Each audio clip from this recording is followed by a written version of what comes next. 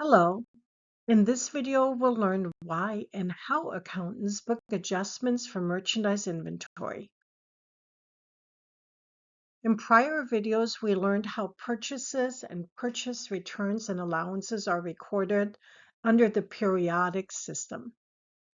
During the accounting period, all purchases of merchandise are debited to the purchases account. So there are no entries that are made directly to the merchandise inventory account during the accounting period under the periodic system of inventory management.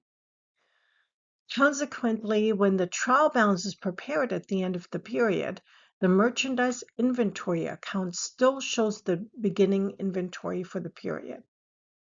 So at the end of each period, a business determines the ending balance of the merchandise inventory account.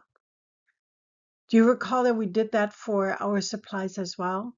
At the end of the period, we counted our supply inventory to determine how much had been used up during the period. So we'll do the same for our merchandise inventory. The first step is in doing a physical inventory is determining the ending inventory. And we do that by counting the number of units of each type of item on hand. And as the merchandise is counted, the quantity on hand is entered on an inventory sheet. And some companies use barcode scanners for this.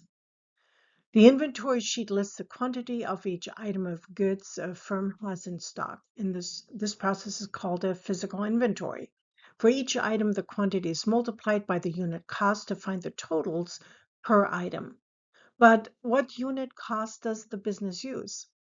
There are a few different options, and the choice really depends on the industry, product, or storage. LIFO, LIFO, or last in, last out, or the oldest cost. FIFO, which is first in, first out, but that's for another discussion. The entire process of counting and valuing the inventory might sound easy, but it can be quite complicated because all aspects of the inventory count have to be well coordinated and supervised.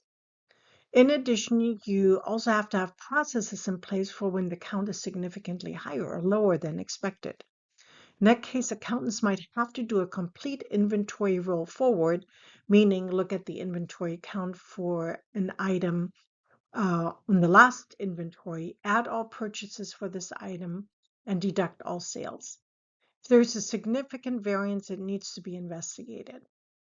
At the end of the physical inventory count, the totals for all items are added to compute the total cost of merchandise inventory. And then the inventory adjustment is made in two steps, using the account's merchandise inventory and income summary.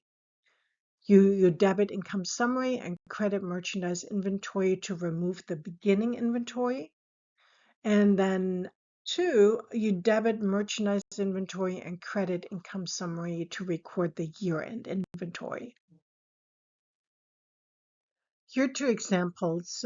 In the first example, the beginning inventory is $125,000 and the ending inventory is $106,119.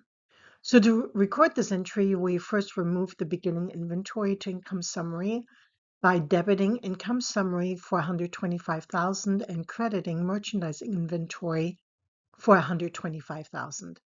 Then we debit the merchandise inventory for $106,119 and crediting income summary for $106,119.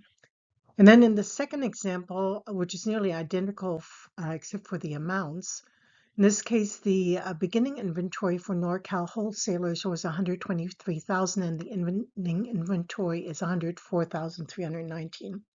The first step is to remove the beginning inventory to income summary by debiting income summary for $123,000 and crediting merchandise inventory for $123,000. Then we debit merchandise inventory for $104,319 and credit income summary for $104,319.